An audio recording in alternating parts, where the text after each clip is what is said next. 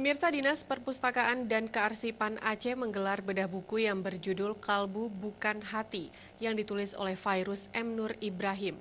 Buku yang berisi tentang filsafat dan spiritual manusia, khususnya kaum muslim dalam praktek keagamaan dengan sadar, cerdas sehingga terciptanya kepercayaan diri.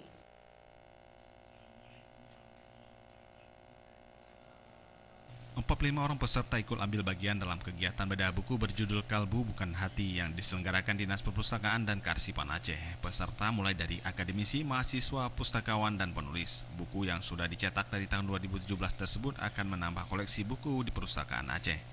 Kepala Dinas Perpustakaan dan Kearsipan Aceh, Wildan, memberikan apresiasi bagi penulis Aceh yang sudah berkarya dalam menuliskan buku menyangkut dengan falsafat dan keagamaan yang ditulis dalam buku tersebut.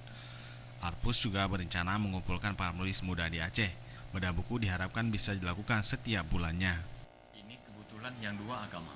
Yang minggu yang lalu itu judulnya pedoman sholat paling lengkap itu dari guru pesantren yang menulis dan itu bagus. Yang ini juga buku agama. Minggu depan kita masuk puisi, artinya buku sastra. Buku depan sekali lagi juga sastra. Kalau tidak salah itu novel. Jadi kita tidak memilih-milih topik apa, yang penting buku asal bagus, kita bedah.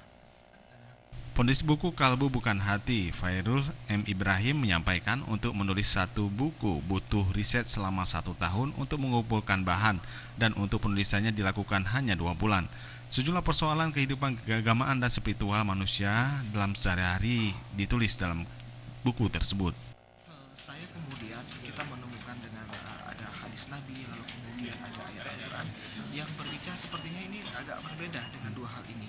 Saya melakukan kemudian kajian-kajian lebih lanjut, membandingkan antara hadis yang pernah dikeluarkan oleh Nu'man Ibn Bashir, lalu ada ayat di dalam Al-Quran yang dalam pandangan saya sepertinya ada sesuatu yang lain di luar dua substansi yang disebut tadi. Dan itu yang saya uraikan di dalam buku ini. Melalui bedah buku ini diharapkan bisa menjadi sumber ilmu baru bagi pembaca sekaligus bisa menjadi tambahan koleksi buku di Perpustakaan Aceh. Tim Liputan Aceh TV.